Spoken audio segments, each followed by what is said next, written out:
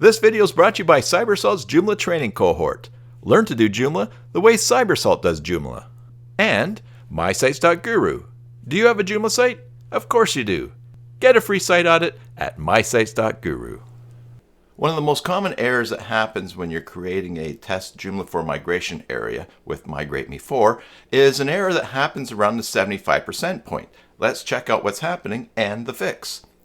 So here we have a migration that has failed, and we're in MigrateMe 4 and we have the opportunity to resume. So we're going to click on resume, and right away we get this error box up here. It's not very helpful, but it's a server error that we can see. It says status 500, and when we scroll down a bit in the midst of all this HTML and header things, we see this line here, error class zip archive not found. So what's happening here is that in your web hosting, in the version of PHP that you are running your website under, the zip PHP module is not set. Now you want to turn that on. It can be different in many different hosts. Let me show an example of one.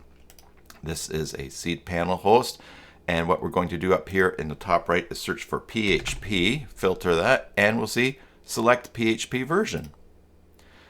This will open up the PHP selector area, and now what we're going to do is scroll down to the Zs, or Zs if you're in the US, and you'll see here where it says zip, it is not activated.